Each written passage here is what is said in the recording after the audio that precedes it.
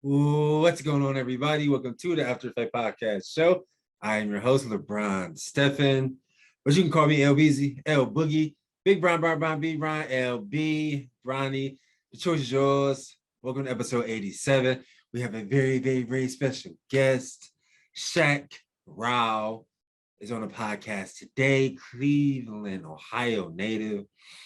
Played his high school football at Warrensville Heights High School and Glenville High School. From there, he committed to the Ohio State University. Unfortunately, had to go the JC route, going to Ohio Western Community College. Played very well there, becoming a junior college star. And from there, he signed with West Virginia University. Was a 2-year starter there, amassing 97 tackles, 11 TFLs. Went undrafted in the 2014 NFL draft, signed as a PFA with the Carolina Panthers. And now Shaq is doing amazing things in the trucking industry, and also a father and a husband. So yeah, super uber excited to get Shaq on the show. We actually have a lot of history together, playing together in high school. So haven't talked to my guy in years, actually. So just send him a link, and once he jumps on, we will go. Their stride at the right time. So my hope is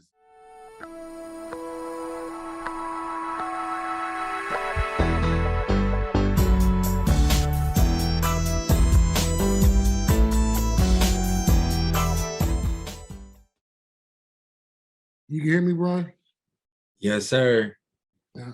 What's going on with you, man? I'm computer literate. I don't know how to do all this. Hey, it's good to see you, man. It's been a long time, bro. There we go. Yeah, we all set, man. How you doing, bro? It's good to see you, man. Living. Life's good, bro. For real. Yeah. Same. I can't complain at all, man. Hey, I appreciate you tapping in, man. I know you're a super busy man. I promise I won't keep you long, bro. Man, I put the kids to bed, bro. I got all night, bro. I'm chilling. I ain't about to be sitting here. Oh, I'm busy. I ain't busy. I'm chilling. Yeah. No, that's real. So yeah, bro, this is called the After Effects show. I started it. It'd be 3 years in June, man. After I decided to stop playing ball, man, I found that storytelling was a passion of mine. So I try to do it in a lot of different formats. This is one of the formats, man. I think that all of us athletes, we've all been like top recruits, and we've lived, a hell of a life, man. But I think that a lot of times, a lot of guys like us, we don't get to tell our stories.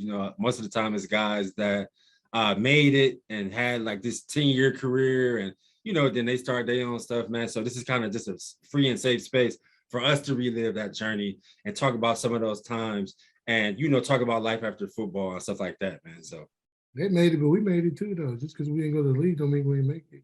Right.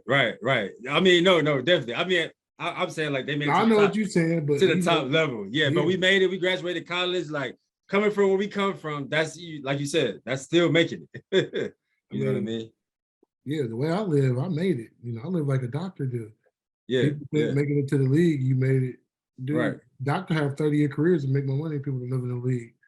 Right. I live in the suburbs in a big house. 4 kids. The way I live now, I would never imagine. Yeah.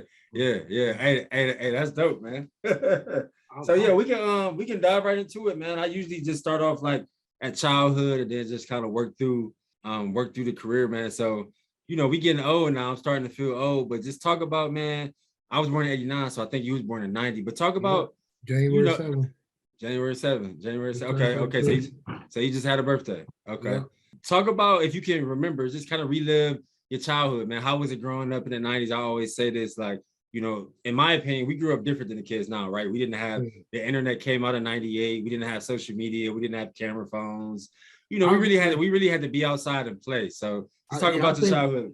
I think my earliest memory was crisscross. You remember that with the braids growing up? We was like 6, 7. I think that's like my first memory of being a kid living in Cleveland.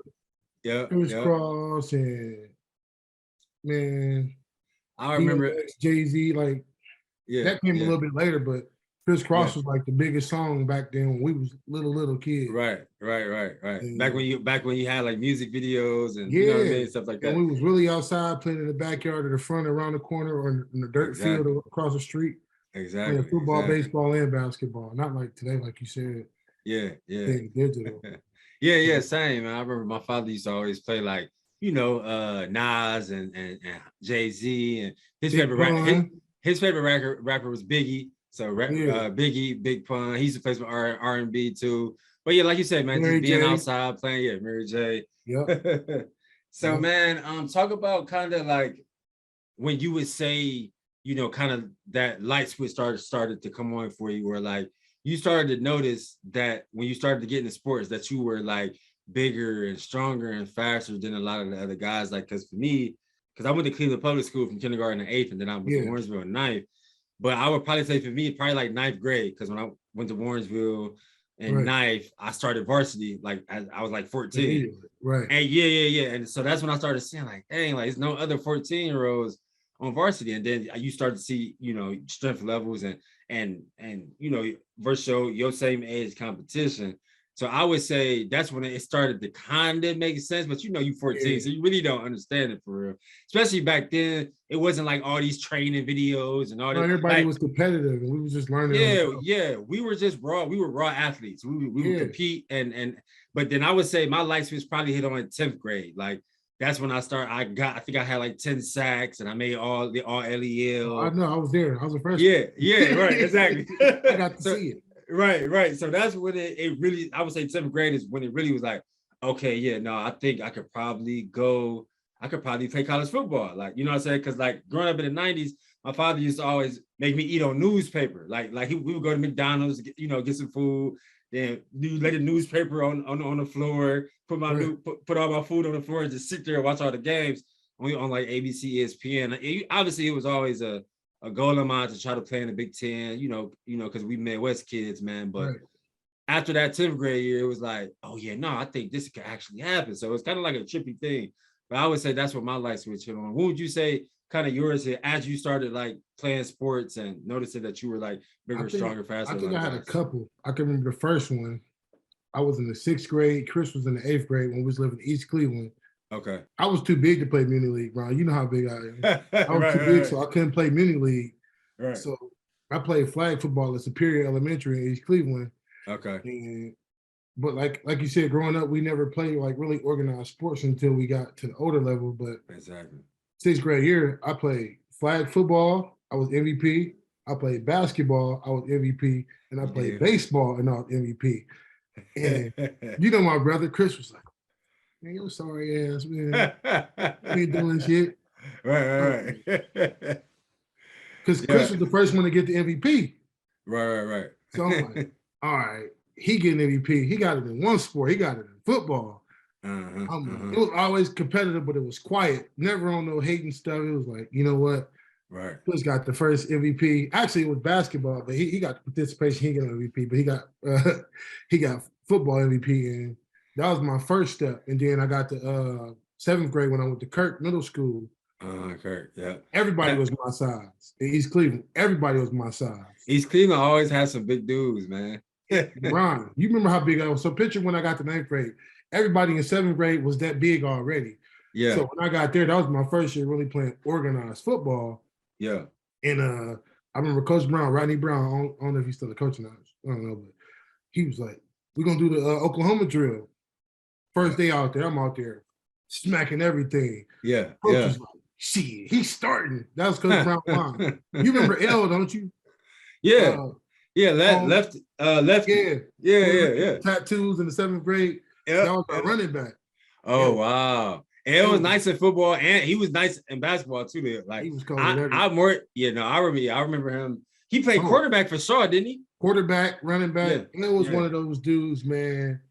He was actually one of the better athletes, like I remember from high school. Yeah, I feel like he peaked too early. Yeah. If he would move like me and you did to a better situation earlier, he'd have had success. Right. He stayed in EC. You know how that goes. You get caught up in that blender, and it just grinds you at the end of the day. But then 8th grade, we left East Cleveland, moved to Warrensville. Right. That's when Chris was in. Chris was 10th, going junior. to the 11th. He was a junior. Yeah, transferred up there. Yeah, and that was another step. I'm leaving EC. You know how the area is down there. It's rough. I moved to Warrensville. I'm like, oh, it's sweet up here. Right. Nobody blocking me. 8th grade, bro. I was so big, bro. See, at Shaw, I mean, Kirk, we had everybody was big, so we had jerseys. I was seeing big, bro. They had to give me a practice jersey to play in the games, bro. I remember hearing about you, bro. And then, because when I went to Warrensville, that was my first year in the 9th grade, and that was Chris's. That was my 8th grade, 11th grade year. He was 8. So that's all they was talking about, like. Because at first nobody knew me. I didn't know nobody because I didn't. Right. I went to Cleveland Public School, so I was just like introducing myself. Everybody like, man, who is this dude? Like, and then after like we're in the middle of the season, everybody was talking about you, saying that you was gonna be coming here next year. So yeah, I remember. The thing about Warrensville was just like Linville. Nobody was originally from there. Right. So it was a hotbed of talent that nobody. We didn't go to Glenville, but we went to Warrensville because it was like you lived in the Harvard area. We moved from East Cleveland up to Warrensville because it was like a. Right. It was better than being in the hood.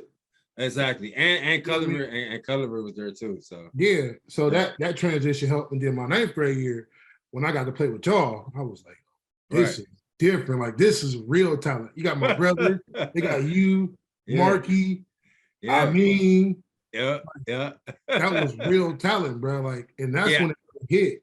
That's when it hit for you. Yeah. My freshman year, I wasn't ready. Like I was ready to play, but I wasn't mentally ready. I was just a big dude that was using my raw talent all the time. Right. I wasn't really coached up like that. But as you know, the following year, my 10th grade year, your junior year, that's when everything clicked for me. Same thing for me. Starting on both sides. Yep. Same thing for me. You was playing center.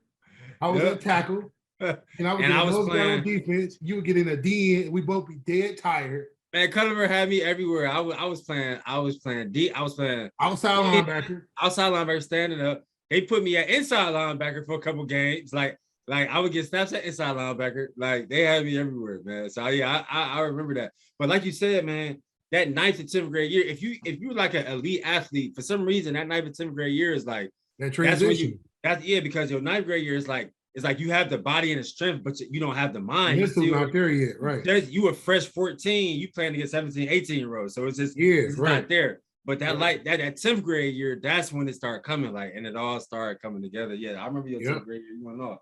Yeah, because then I can remember the biggest thing was I remember from my 9th grade to 10th grade year was in the weight room, me, you, and I mean. Yeah, and I tell people this story all the time, bro. We was in there curling 225. People think I'm capping when I say that. I'm like, bro, we was meatheads. We used to go hard, man. We used to go hard. Meatheads. I'm like, Brian, we was motivated. My turn. We was motivated. Dude, that is like to me, that was. I think we peaked as far as lifting weights at Warrensville because, as you know, when we got to Glenville, we was stronger than everybody there when we got there. Yeah, at the Ville, it was all speed. I felt like when I got to the Ville, I got a lot faster and quicker. Endurance-wise. Yeah, exactly. Endurance, I could physically, we was already ready when we got there. Exactly. You think about it, when your senior year, it was you, Otis, 50. Oh, we had a squad. Me. Mel, Jamel. No, I'm saying, like, just from Warrensville, me, you, Otis, and 50. That was 4 people that we left Warrensville and went down there and took spots at Glenville. Right. Everybody like, where's Warrensville at? They learned real quick where Warrensville was from. Real quick. Like, man, sweet. We got in the weight room. I remember we was down there killing the weight room. Yeah. But we had to catch up to them with the speed because we was already as far as being strength and we definitely had the strength, but yeah, we had to catch up on the speed side. It's crazy, man, because I run into every time I go back home to Cleveland and visit my family.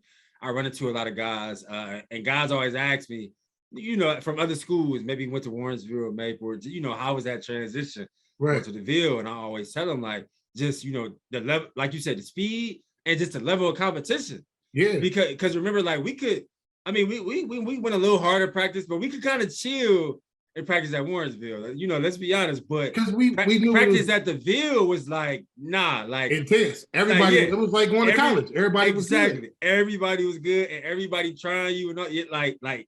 So that's what I tell guys all the time: the level of competition, like you really gotta bring it and show that you that guy, like you know what I mean. And so I appreciated that because that high level of intensity and that high level of competitiveness, like it gets you ready for college. Like it was a big transition from leaving Warrensville to where it was physically tough.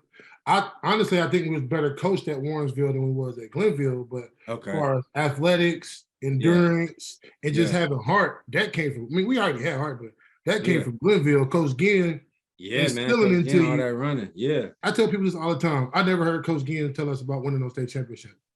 Not one time. Right. That Well, I man was mean, all about us yeah, college winning your and life. winning Yeah. life.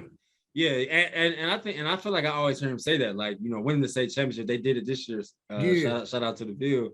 But Right. you know, he always say that's never his goal. You know what I mean? He's always trying to help guys win in life. And at the end of the day, man, you know, you can appreciate that. Yeah. You I know, mean, once you get to older me. and you're not playing football no more, you move into a real career, you like, man, football has taught me so much more than just football.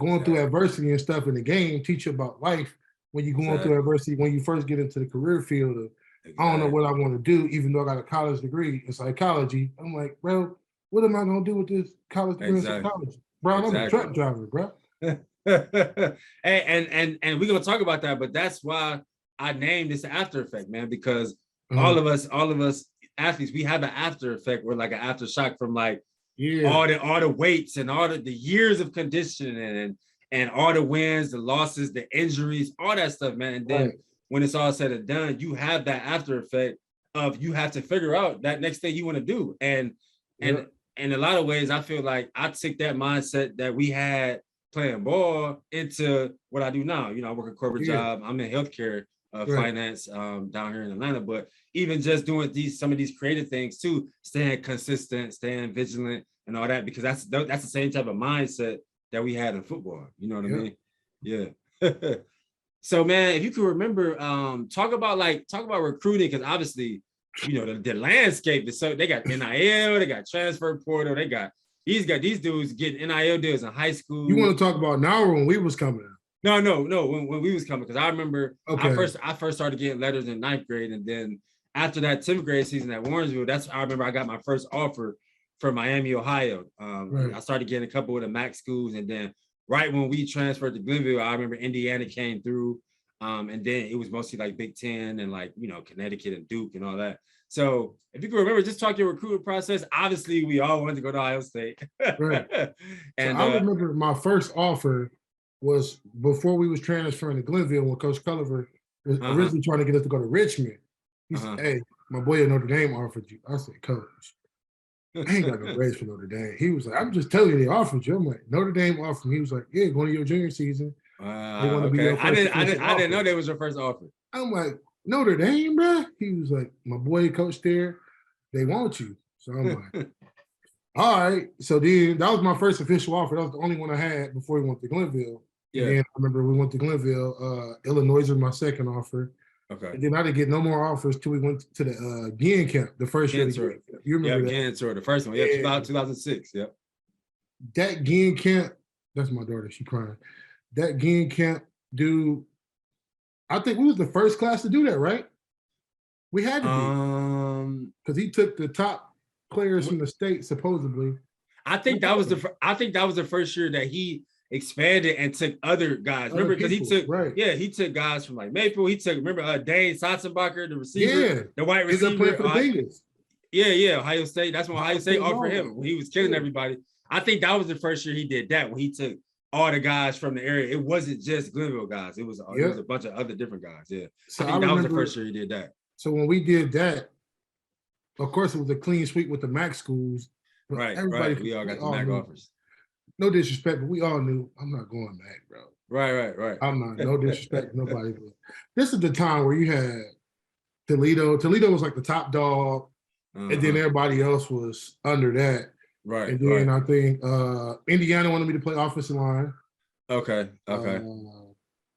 Iowa. I knew I wasn't going to Iowa. My brother told me not to come there. Right. Iowa was a crazy experience, man. Crazy experience. If I could have did it over again, man, to be honest, I probably would have just went MAC or knowing what you know now. Yeah, knowing what I know now, or somewhere like Purdue, somewhere where their defense fit my style of play. Like, right. I went to Iowa and they had me playing a 5 technique, 2 gapping, because they ran an under defense. Like, they didn't take advantage of my skill set. Like, they what they would do today. You would be a totally different player. You would be more of a because I was a tweener. Everybody know that I was a tweener. What's the number 7 for the Eagles? Riddick.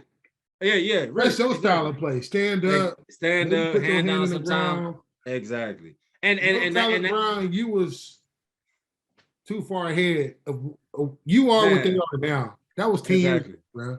Exactly, man. So it's So like a lot of times, bro, like, you know, we older now, man. I'll be 34. My birthday is in about a month, March 4th. But you know, man, once I was really done playing, I'm around like 26, 27, because I did the arena ball for a little bit.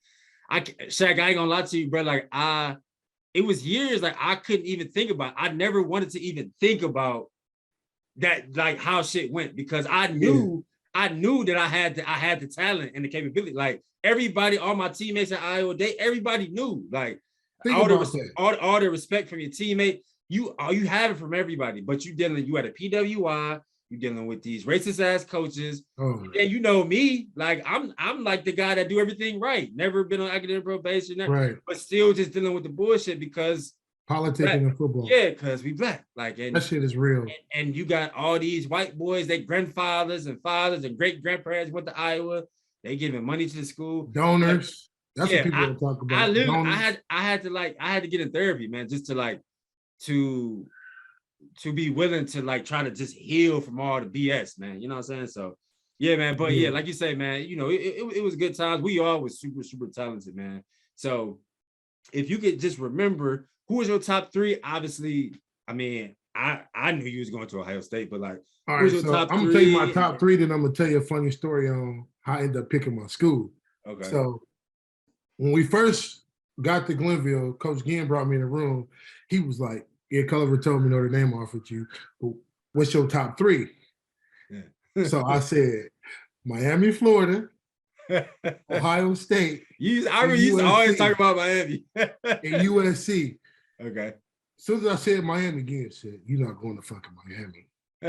He was like, "I don't know Pete Carroll at USC."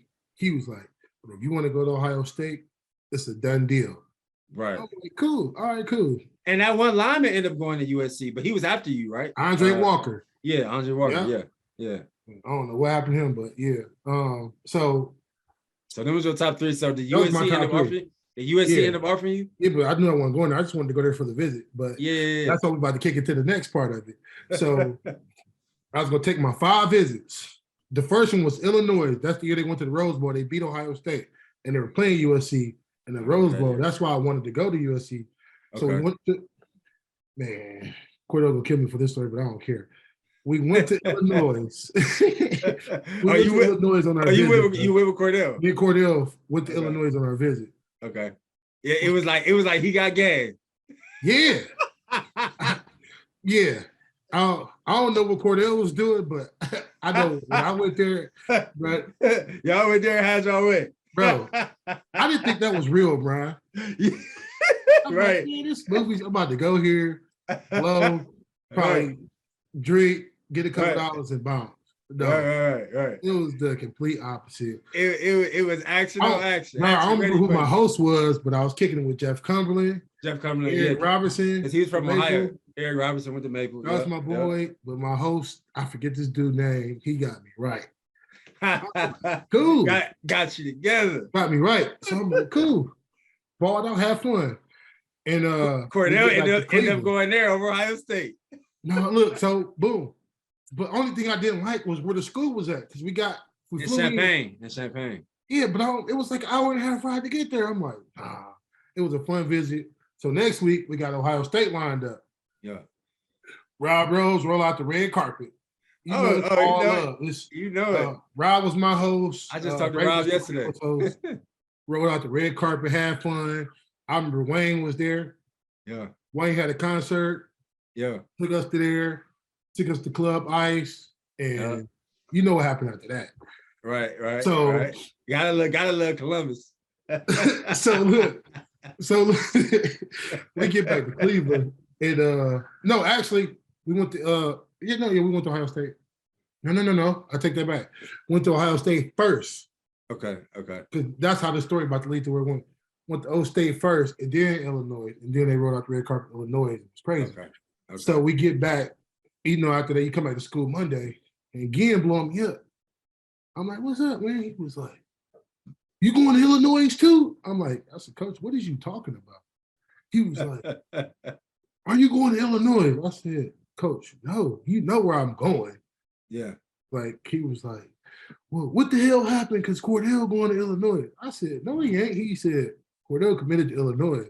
I was like, hopefully you can interview Cordell. He might give you a different story, but I'm telling you from my perspective. I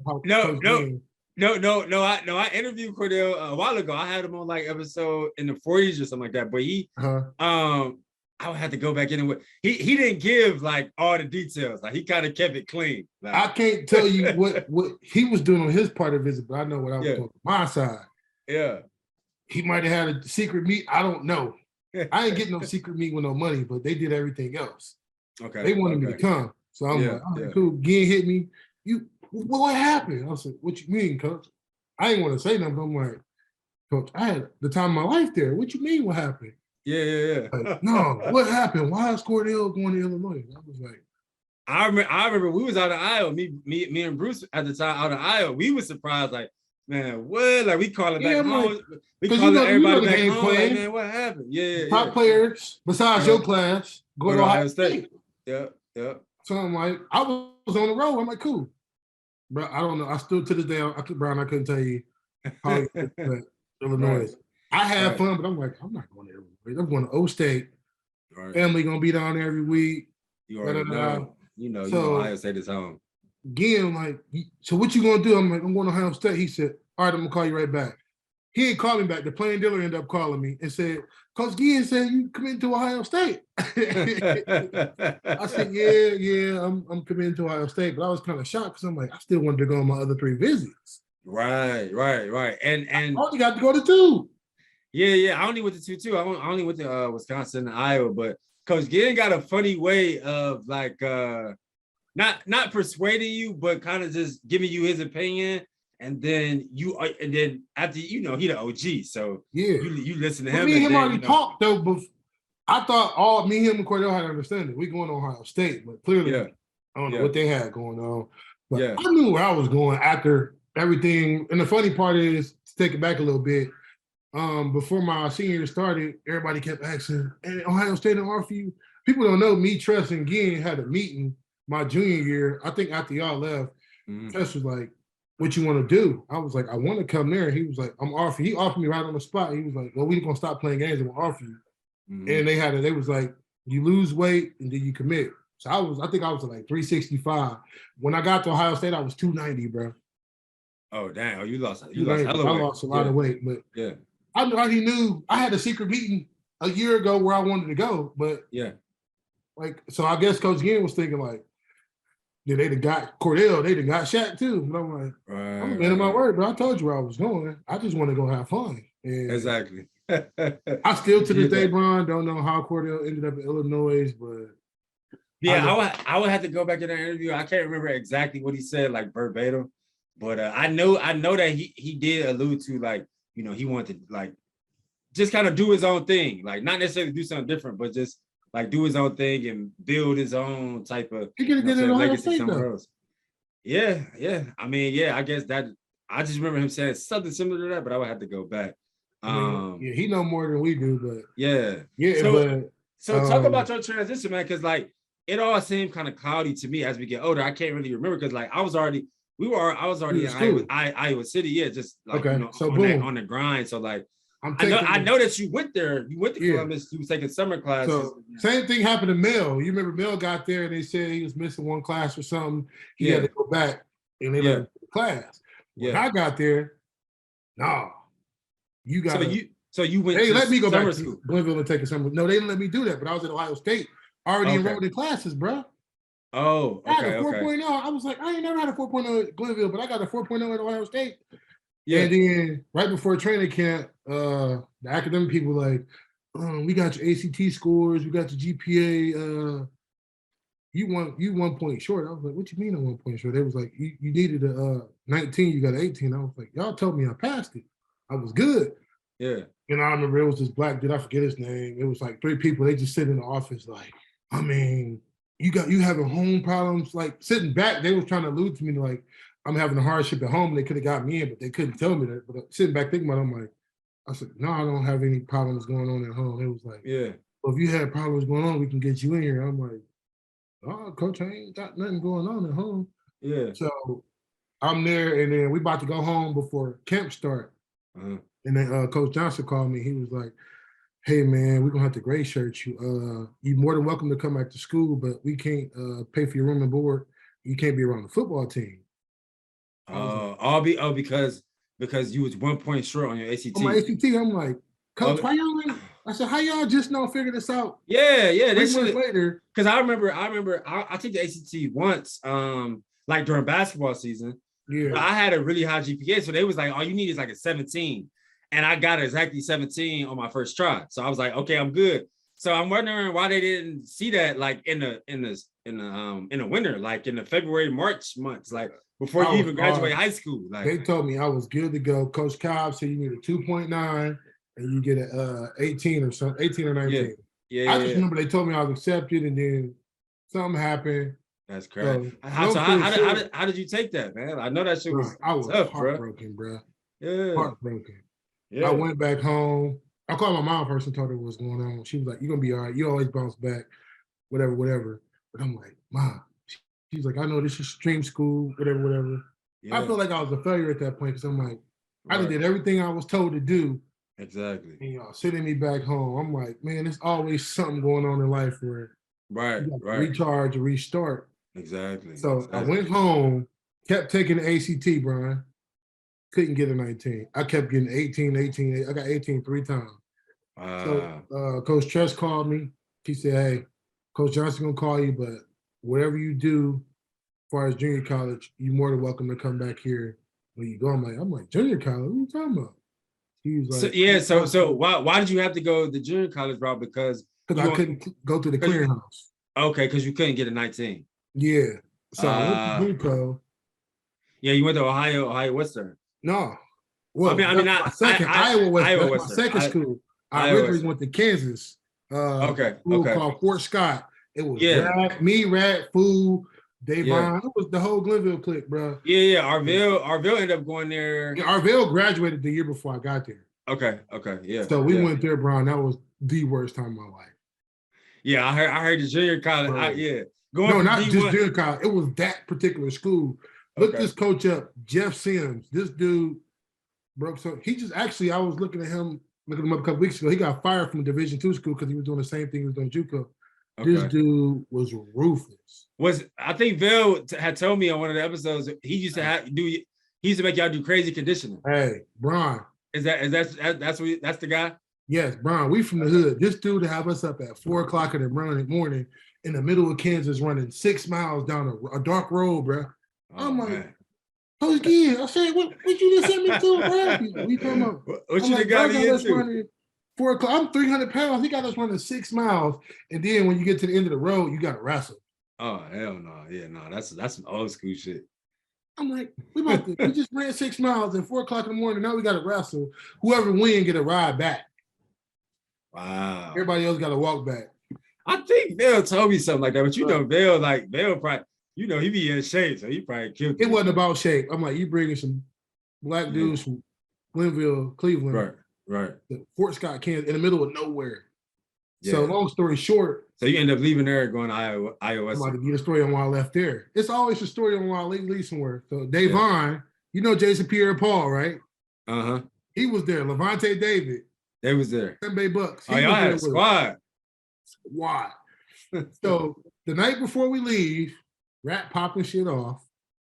God rest Rat's soul. Yeah, I'm about to say God bless the dead, man, my boy Rat. But that's you know Rat. Yeah, pop the shit off. It's Ohio versus Florida fight. I wasn't even in there. I was at the apartment across the street. All I know is Davon beat the brakes off of Jason Pierre-Paul to the point where like he was about to have Davon beat him real bad. Oh, and coach come up to me the next day and he was like, what happened? I was like, what are you talking about? He was like, I know you was effing in there. Tell me what happened. I was like, Coach, it's cameras. I wasn't in there. He pushed me and I'm like, bro, don't touch me. He was like, what you gonna effing do? I was like, I ain't gonna do nothing. He was like, you gonna tell me what happened to you off the team? I knew what happened, but I'm like, I'm not about to snitch on Davon to get kicked off. And he ain't got proof that I wasn't there. Right. I said, Coach, I don't know what happened. You had to ask somebody else. He was like, you off the team. But he liked to play mind games, which he knew he couldn't really kick me off the team. Right. Yeah, you didn't do shit. All right, whatever. So we about to fly out. This dude tell the chauffeur people, everybody that was fighting got to find a way to the airport. The airport was 3 hours away, bro. That's foul. You tell us 2 hours before we leave, we got to find a ride to the airport. So one of the players ended up taking all of us. Me, Lundy, Davon, he ended up taking all of us.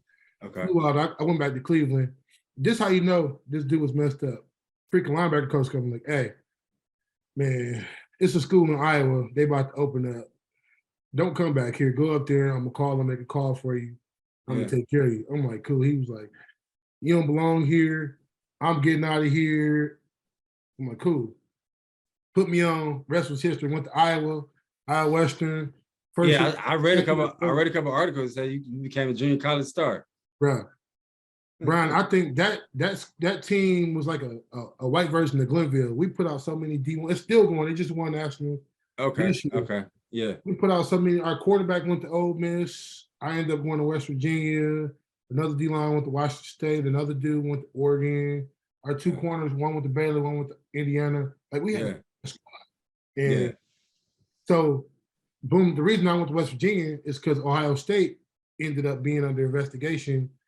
And, during those years, because that was 2011. That was 2011, right? It was my class, the 08 class, was getting all the tattoos and all that stuff. And I remember Coach Tress called me and he was like, and that's when they let him go. They let Tress go, right? This was the year before. No, when I was about to go back, he didn't get fired yet. Because it was still under investigation. Okay. And he called me. He was like, "What do you want to do?" And I was like, well, I'm gonna come take a visit, whatever. He's like, okay. So the next week he ended up getting fired. Yeah. I remember when all that was going down because I had Boom Heron on here, and he kind of giving like the inside look on like what it was like actually being on the team, and just how heartbroken all the players was because like Tress is like the coolest, man. Dude. Everybody loves Tress. So like, that whole he always stayed in touch, which I respect. None of the other coaches stayed in touch because Tress always checked on me, even throughout the season. I told him what happened to Kansas. He didn't care. Went to Iowa, stayed in touch. He told me I was always welcome with open arms. Even I guess him and Coach Ginn weren't communicating because Ginn didn't even know where I was at. Okay. Tress stayed in communication, whatever. Yeah. And I ended up getting let go. So it was down to USC again. This time I went on all 5 visits, Brian. You took all USC, 5. Texas, Baylor. I went to Ohio University because Markey was there. Yeah. Oh yeah, he was there. Yeah. Markey was there. It was a party. God bless him too, man. And I was God bless. God. Funny part is I went there and he died. He ended up dying a month later. Wow. Yeah, I remember when that happened, man. And I went Ohio. Then I was supposed to go to Miami, Florida. Okay. West Virginia wasn't even on my top 5. That was the number 6 school. Okay. Coach Randy Shannon called me and was like, "Hey, he said, man, I hate to tell you this, but they just let me go. It's gonna be on ESPN tomorrow. You can still take your visit, but the next coach probably won't honor your scholarship." The next coach was it Rich Rodriguez or? Oh, it was the dude from Temple. Okay. Some white dude. Wow, yeah, that's crazy.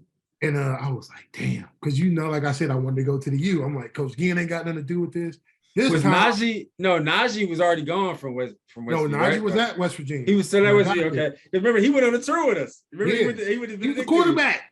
Yeah, yeah. And everybody like, man, you look like a linebacker, man. Yeah. So I called Coach West Virginia. I was like, hey, Coach of Miami just got fired. Coach Bill Stewart. He was like, he got fired. He was like, you want to take a visit? I was like, yeah. He's like, we're gonna get you a ticket tomorrow. Yeah. I was like, all right. So I ended up flying out there. I don't know if you know who Bruce Irvin is. He's the first round pick. Of course I know Bruce Irvin. Yeah, he was at West. They wanted me so bad I had 2 hosts. Okay. Oh, Bruce Irvin hosted you. I had 2 hosts. Bruce Irvin, and who was the other one? Sean Austin, running back from Purdue. Yeah. Okay. I'll get there. Time of my life. Yeah. Nah, it was nothing like I was, bro. And West V had the sweet unis and yeah. Dude, how do I say this? It was better than Ohio State as far as overall atmosphere. I'm not saying because I went there, but it's because I've been to Ohio State before, and just the whole scene is in a small town. Yeah, I heard the town in West Virginia is it's a good time. I heard it was like that. Dude, I went there, had a ball, everything. Yeah, I went home. My mom was like, "What you gonna do?" I was going to like, SV. So talk about, man, because I love your story. Obviously, no football player that dreams to play in the NFL wants to go through everything that you went through, all the obstacles, just all to the get to all the D1. roadblocks. Yeah, all the roadblocks, especially already being a top recruit where your transition is supposed to be easy. Glenville, Ohio State, NFL. Like, it's supposed to be boom, boom, boom. So just talk about, man, that feeling of finally getting to West Virginia, and then playing in 35 career games, 12 stars, 97 tackles, 15 TFLs, and finally starting to get on the field, have success, start.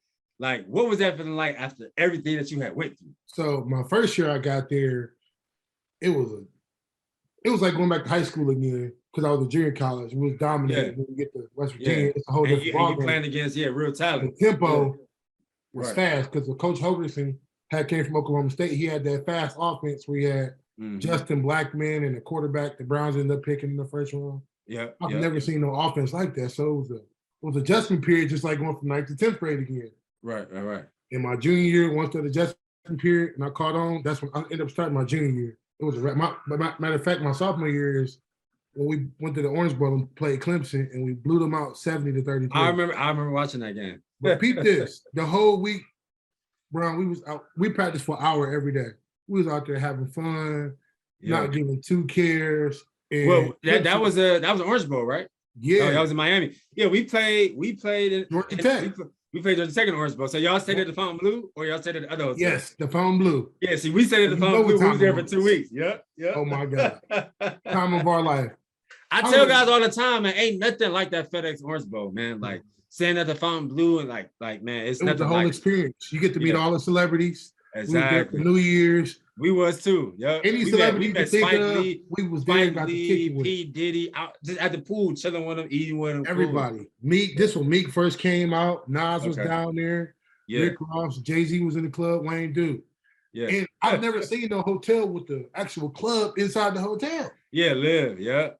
So, Miami different, man. Bro, they ain't let us in live. But as you know, the lobby just as popping as the club was. That's what we did, because in 2009 we was only 20, like, and then Will was Willie Lowe was 19. So we put our best little fit on, and we just went and we went to the lobby.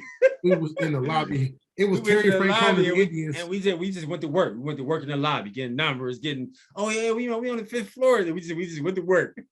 Terry Francona, he just won the championship with the Boston Red Sox. He was down there kicking it with him, popping bottles, living.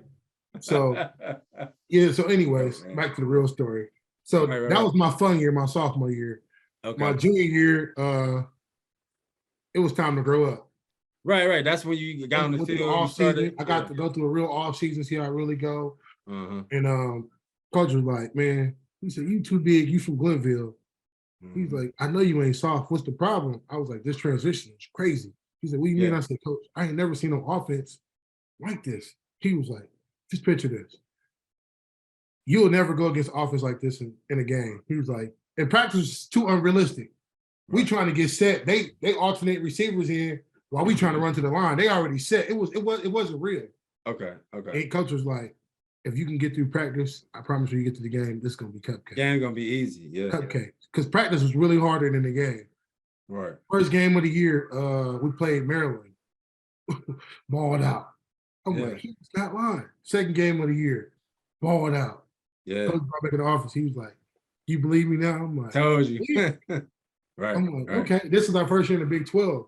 And then we played Baylor. That score was 70-69, bro. Is that when they had Robert Griffin, or he had already left? Year after RG3 left. Okay. I forget. Once I saw that you was like starting for West V, you already know I was following closely, man. But man, it's football take you through a lot of obstacles, man. But I'm sure that made you just stronger at the end, man. So in those 2 years, what moments set out to you? What was like the biggest games, or like maybe? I think my biggest game was my senior year against Oklahoma State. We was unranked. Okay. Oklahoma State was like number 5. And you know how you do the programs? I was on the cover of the program that game. Okay. My brother was in the stands. I had some family members in the stands. And I remember I got a massage Thursday or Friday. I never got a massage before. Yeah. And dude, it would Had just your body feeling right. what they call that? I was in the zone that game. Yeah, Like, the zone. I was unblockable that game. Zoned out. I remember the quarterback threw 2 picks because they couldn't block me. That's nice. I was the MVP of the game. We ended up beating them too. Yeah. They were predicting us to lose by 50. We beat them, and that was like the highlight of my career, bro. Yeah, that's dope, man. I think we all got games. I had a lot of good games, but that's the game I can remember. That you could point to. Yeah, my senior year, I had a game like that versus Northwestern. Funny enough, I ended up getting hurt in the 4th quarter, had a high ankle sprain, didn't end up coming back. But before I got hurt, like I was balling, like everything was clicking. So talk about, man, the 2014 NFL draft. I love highlighting this, getting ready for pro day and all that. And then obviously you went through all those obstacles and the roadblocks. And then obviously you want to at least get a chance. So relive that day. What were you hearing? Did you think you would be a late round pick? I mean, you ultimately ended up at least getting a PFA deal. I thought I was going to be a 6th round pick. Okay, late round pick. Okay. It was between 4th to 7th. 4th to 7th, yeah. I was a solid run blocker. I think I had like the number 3 stats in the country for run blocking at my position. Exactly. Especially for nose. I definitely thought in 2014, that was John Newsom was in that same draft, right? Yeah. Yeah, he went in the 4th round, I think. Yeah, so I definitely thought you was gonna get in because if you watch my stats, nobody ran the ball up the middle on me the whole year. Yeah. Nobody. Yeah. I think we was giving up less than 100 yards. Nobody never broke. So I'm like, I know I'm getting drafted. So how was just watching the draft and watching the 5th round? I didn't watch day 1 because I knew I wouldn't. I'm like, yeah. But watching guys go in the 4th round, 5th round, 6th round, 2nd round, I'm like, all right, day 3, I'm like, all right, it's go time. I'm chilling, me in my room. I didn't want nobody to be around. It was just me and my roommate was chilling. Of course. And I'm like, all right. So I had the Broncos call me, the Packers called me, the Panthers called me, Houston called me, and I'm like, and what do those conversations go like? All right, big fella, we might take you. So the Broncos was like, 7. We got a pick in the 6th and the 7th round. Okay. He was like, we all got our stuff on the board. We don't know what we're gonna do. He was like, you want to be a Bronco? I'm like, yeah, I'm playing the game. Like, yeah, I want to be a Bronco. Yeah. Green Bay called me. They like, BJ Raji just retired, so be ready. We gonna take you. All right, cool. Okay. Carolina, they was like, if you undrafted, we want you. Okay. I'm like, okay. But 2 weeks before the draft, I talked to the Broncos like 4 times. Because I remember it was the GM or something. He came and we was doing pro day. I was like, I'm about to run a 4.3. He was like, if you run a 4.3, I'm gonna pick you in the 1st round. I'm just joking. Right. Exactly. And after that, he got my number and they stayed in touch. So I'm like, all right, cool, they're gonna draft me. Yeah. Long story short, didn't happen. Right. But you thought they would probably take you in like the 6th or 7th round. I thought I was gonna go at least between 4th to 6th, 7th. I'm like, all right, 4th win, I'm like, all right, 5th win, I'm like, come on now. Yeah. And after that, bro, once the 6th round went, I'm like, I know I'm not gonna draft him. Yeah.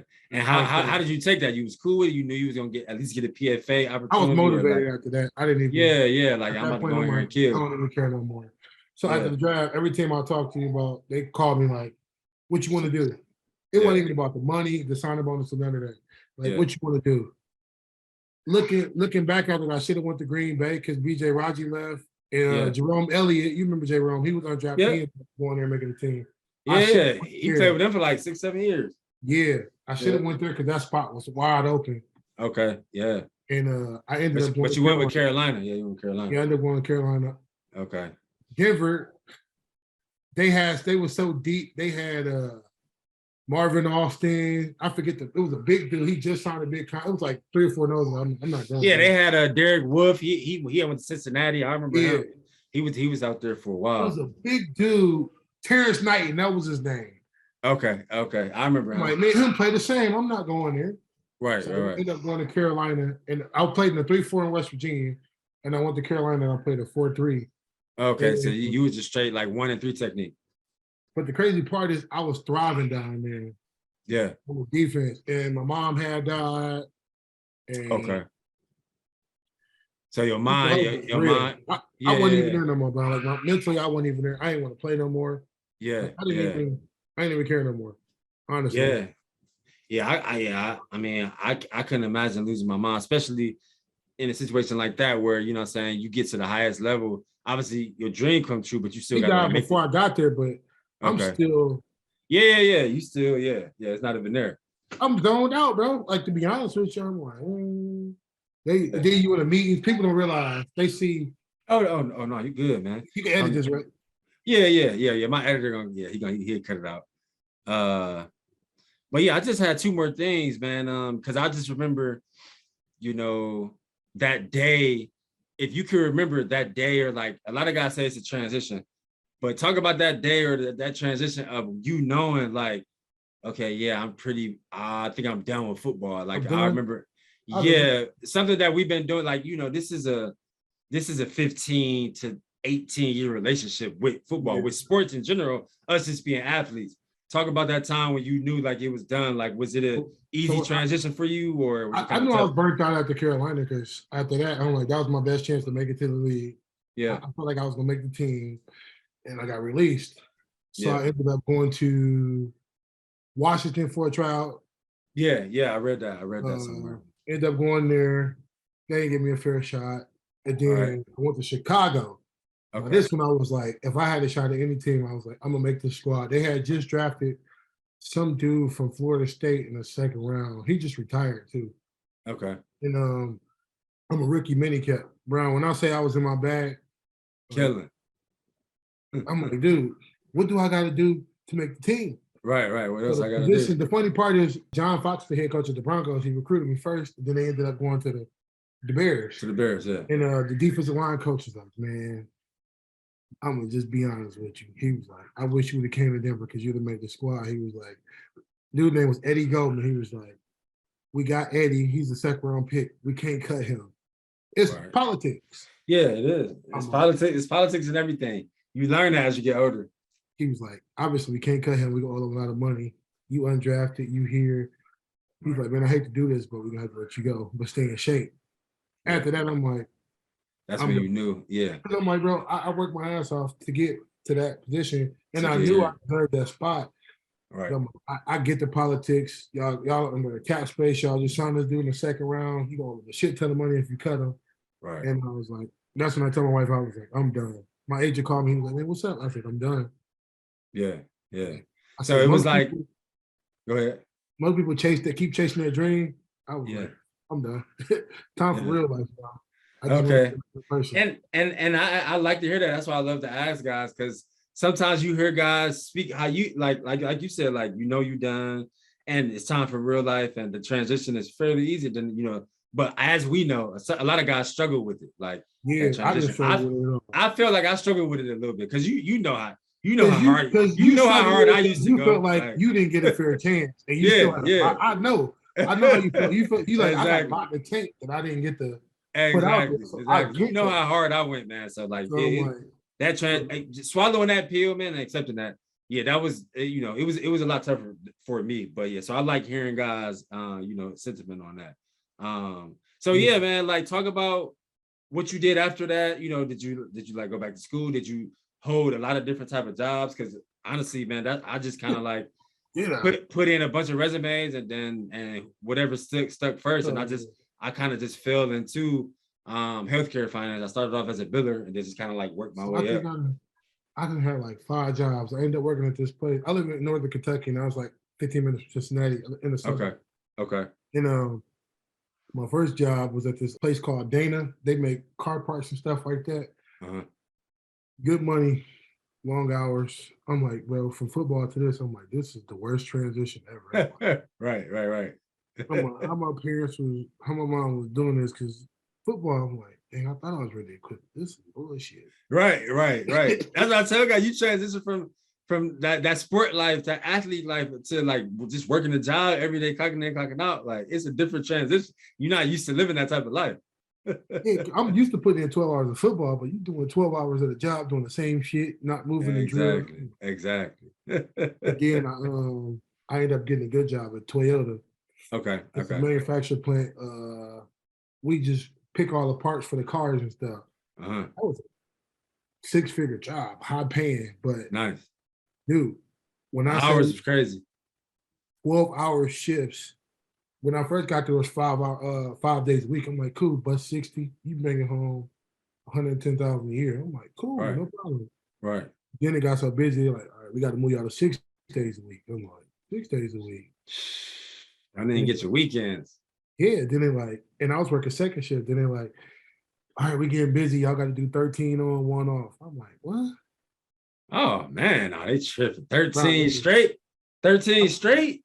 So the way they get you is this: you work Monday through Friday. You do your 12. After, if you work on Sunday, it's double time. Mhm. Your paycheck like 4 bands, but you like, Right. oh, I'm tired. And yeah, you tired of shit. Yeah. You know how 2 days was? Yeah. That's how I felt after working 13 days. You like, And you don't want to feel like that as no grown ass man. no. You can take it when you 16, 17, or 20. Yeah, because you look at them checks, you like, man, I'm probably about to make $160,000, $70,000 this year. Yeah, yeah. But it's 52 weeks in a year. You only getting 52 days, not even 52, 26 days off the whole year. Which is crazy, man. Which is crazy. Man, I get they say if you want to make good money, you got to put time in, but I was like, that's not the way I want to do it. Right, right. That's not the way I want to do it. And Right. I was losing family time with my wife. I could see she wasn't liking it. Me, money was good, but I'm like, Yeah, yeah. so I ended up moving into the trucking industry. Uh-huh. And some guy, I don't work overnight, drive like long distance overnight. I'm home every day and still Right. make some sense. Right. Once I got into that, I got into the groove, and I was like, I get to talk to. That's another thing. I'm a high school referee too. Oh, nice. So, Luke, what's the name? Coach Luke. That coach Luke that got coach me line. into it. I Oh, hit for real? Luke. I Okay, said, you hit what I Luke. got to do to be a referee? Because what people don't know, Yeah. referees make that chicken. No, I heard.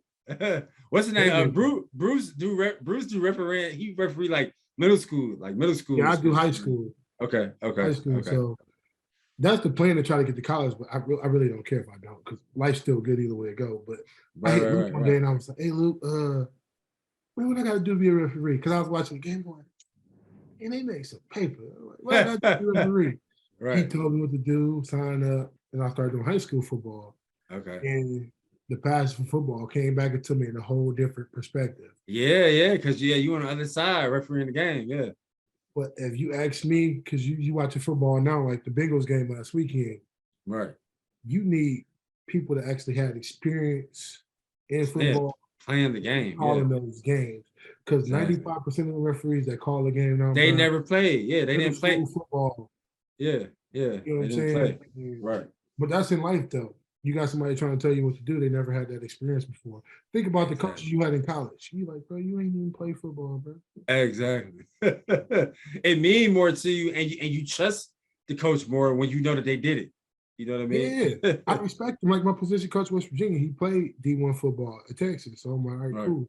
When I started officiating, we get off topic a little bit, but it's on topic. When I started officiating, people were like, oh, we heard you play football at West Virginia. So when I'm making calls or a throw flag, they respect it. Of course, like, what we got to do so it's not holding? I'm like, hold it inside.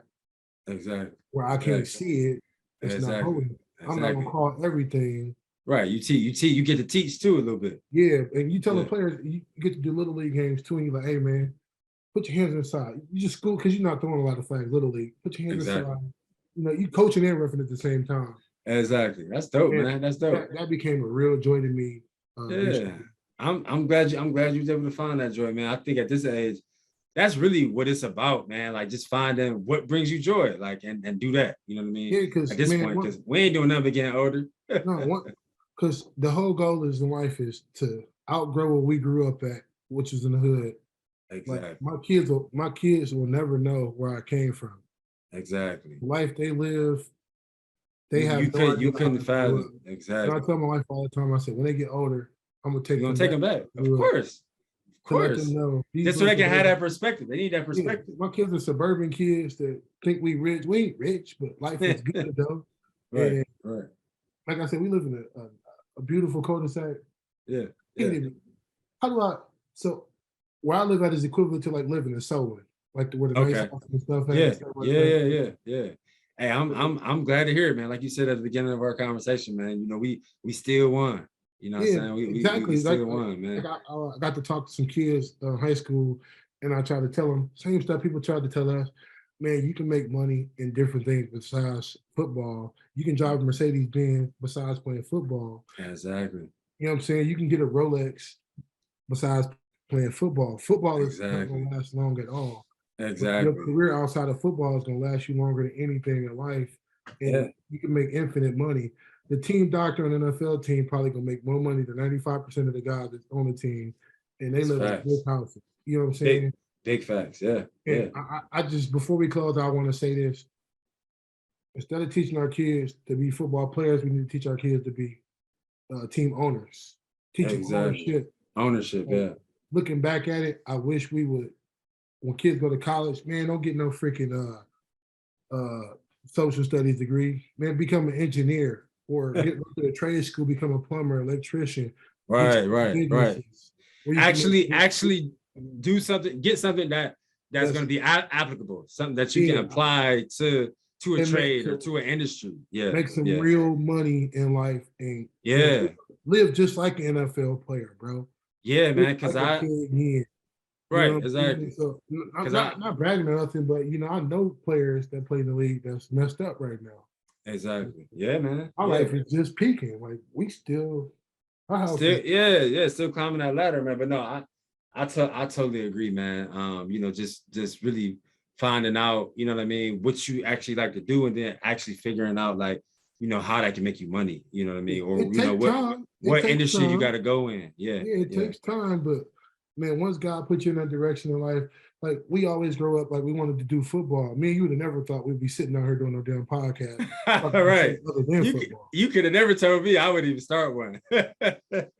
Come on, bro.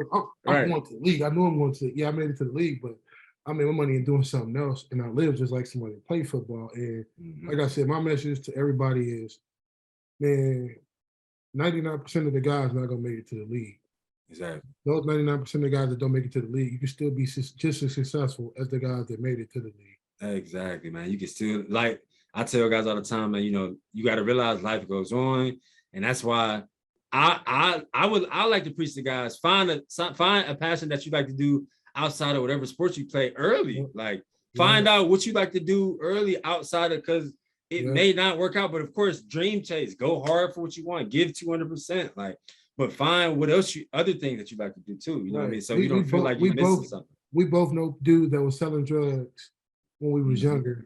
But if you look at it now, those dudes that were selling drugs can be the head of a Fortune 500 company because they understand the logistics and all that. Exactly. But how to hustle. Where we come from, we don't know what we're doing. But if you look at hindsight 40/40, like that dude that's moving them 10 pounds, he can go over there and move apple stock. Exactly. Something legal. Yeah, man. Yeah. No, it's facts. I just pray that the kids after us understand that life's bigger.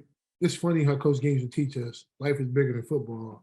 He's always said, grown ass man.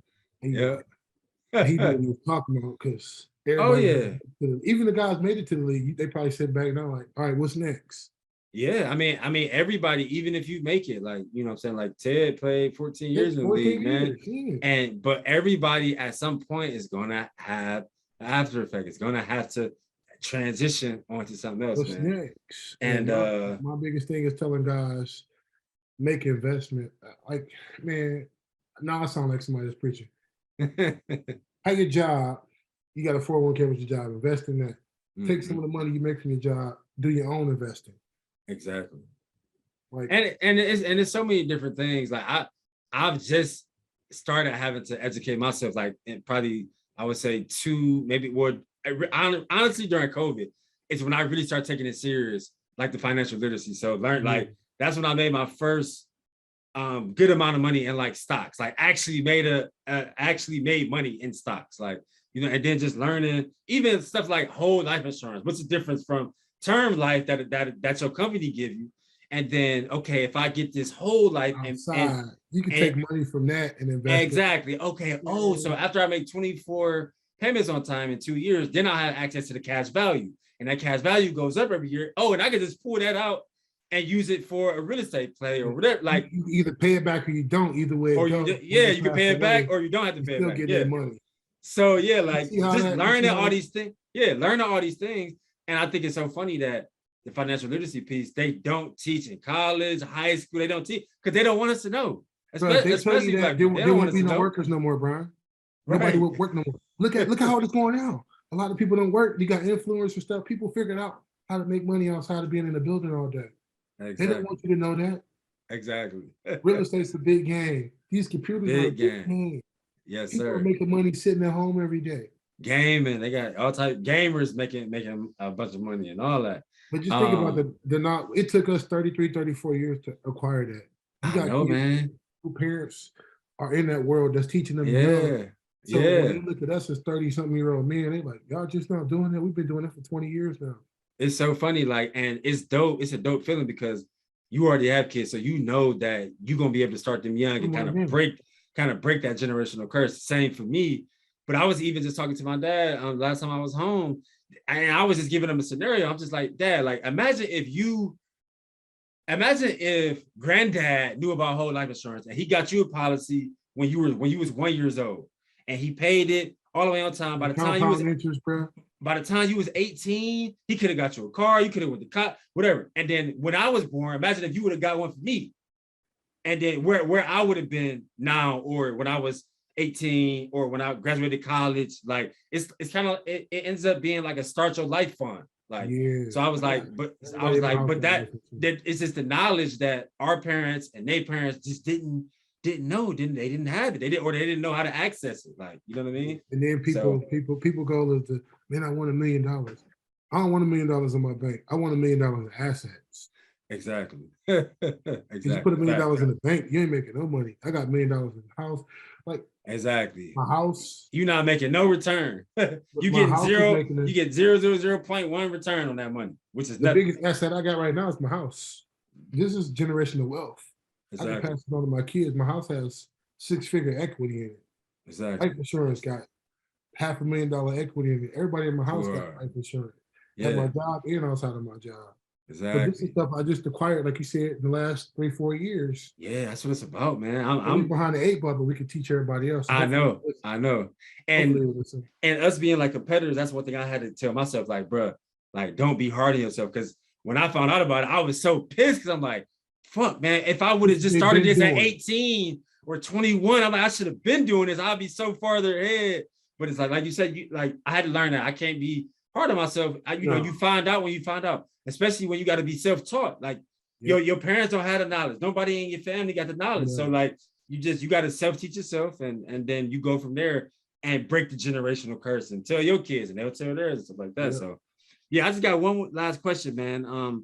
What would you say is Shaq Rowell's after effect of his entire career? You know, obviously you played football for a long time, you played basketball, all these different journeys, played for all these different teams, wins, losses, injuries, sorrow, decide not to play. Just what were some lessons that you learned, that you kind of took, you still carry with you now and what you do now, and then like kind of like some of that game, some of that knowledge you maybe try to get to your kids, or like you said, the kids that you ref, like what would you say those lessons were for you? Biggest thing I learned is, man, no matter what you do in life, it ain't gonna stop. This world gonna keep going, whether you want to move with it or not. Right. So I had to learn to stop feeling sorry for myself. Like you said, don't be hard on yourself. Yeah, man. You sit back and cry, everybody else getting up, making this paper. And getting to it. Yeah. That's big. Yeah. I mean, to me, it's okay. Like, of course, we grown men. I think that it's okay to cry, man, because as athletes, we warriors, man, and we don't cry. But it's like also, okay, cry, get your little time in, and then okay, wipe them off, and then all right, it's time to get to it. I gave myself one chance to feel sorry, and my wife, my best friend, she got my back no matter what. When I'm down, like I'll have moments when it just come to my mom. I think about my mom. Yeah. And my wife always tell me, your mom will be so proud to see how your life is now. Because the way I live now, you couldn't have told me, even if I didn't made it to the league, I would have never thought I'd be living like this. Right. You know what I'm saying? So my biggest transition and pivot to life now is like we was talking about. Everybody they starting to do it now in schools. Finances would be number one. If I could teach any kid anything in school, it wouldn't be about reading or none of that. Learn finances. Financial literacy. Learn what an interest rate is. Learn what learn what your credit is. yeah. How to leverage your credit. Like, you know, money don't mean nothing. Cash don't mean nothing if you man, credit is king. Credit is king. Yes, bro. Learn what OPM is, other people's money. Other people's money, yes. You don't want to use your money. You want to use other people's money, exactly. Like we talking about this now, and it's dope that we know, and hopefully this podcast you keep doing it in its streams, and people can see stuff like this. Because my favorite podcast is Earn Your Leisure. Same. They spend so much. Troy, I forget his name, but they spend so much game on there, bro. Yeah, man. I watch all their episodes, man. That's actually what got me into it in 2020, and then really just started to do all the research and like, oh, okay, yeah. My agent got me into that podcast because he was one of the first original hosts, Chris Coy. First original host to do it, and he got me. Okay. Yeah, man. That's a powerful. That's a powerful. Any game on people, man. Just keep being financial literate. Don't worry about cash. That's gonna come. Don't worry about money. Money gonna come. Exactly. Obtain the knowledge more than anything. Right. Knowledge and knowledge. You go further in this world than money gonna ever get you. I agree, man. Period. I agree, man. Well, yeah, Shaq, man, that's all I had. One thing I've been trying to pride myself on since 2020. Obviously, we've seen a lot of people pass away. We never had to walk around with masks, so the world has changed, and so I've been trying to pride myself on just giving guys flowers, while we're still here. And when we were texting earlier this week, I was thinking earlier today, just like really our history, and we haven't talked in years, right? Yeah. But us talking now it's like I just talked to you yesterday, but I just started thinking back on like those long bus rides that we used to take together, like when we at first went to Glenville, and just all the practices and all the time we spent for real. Yeah. Life goes so fast, man, and you forget about those times and those days, man. So face to face, eyes to eyes, bro. I want to salute you for all your accomplishments, all your accolades, man. I'm super proud of you, bro. Keep going, keep winning in life, keep being a provider for your wife and your family, man. And I just want to show you your love and give you your flowers, man, while we both still here, bro. Yeah, man. Keep doing what you're doing. You already know. People on that we know. The best thing to do is each one teach one. Exactly. And you ever need something from me, you got my number. Whoever. It's nothing. Just after 8 o'clock every day. After 8 o'clock, after the kids go down. Yeah. All right, bro. Well, Shaq, it was good talking to you, man. We'll definitely be in touch, man. I'll definitely just be tapping in with you, checking in with you, man. And man, we'll stay in touch, and y'all have a good weekend, man. Yeah, love, man. All right, love. Peace. All right, bro. All right. So guys, I thought that was a great episode 87. Kind of full circle moment, man. Me and Shaq got a lot of history together, playing together in high school, at 2 different schools, and watching his transition. And I played high school and college ball with his older brother. I thought Shaq just had a really powerful story. If you listen to his whole entire journey, going from Glenville to Ohio State, and then having some testing issues, having to go to Fort Scott, and having to go to Iowa Western, then going to West Virginia, and finally having some success, and going undrafted, and then getting the PFA, and being with the Panthers, and having a tryout with the Redskins, and then transitioning his life into what he does now, having a family and everything like that, man. So I thought that episode was super powerful. If you watch this on YouTube, please subscribe to LeBron Daniel TV. Please leave us a comment if you have a question. If you listen to this entire episode on Spotify or Apple Podcasts, please rate us. Please leave us a review. Please download. As you know, listenership is one of the ways that we make money. If you like this hat, you can find this hat at theaftereffectshow.com. Again, theaftereffectshow.com. We got a few of these left. We got t-shirts in black, t-shirts in gray. We got some stickers for your laptops. We got some magnets for your refrigerator. If you like what we're doing, if you like what we're building, go to theaftereffectshow.com and support us. Until next time, peace. Subscribe to LeBron Daniel TV, but you already knew that, where we dig deep and find our hustle, and every single day we are better than yesterday. Subscribe.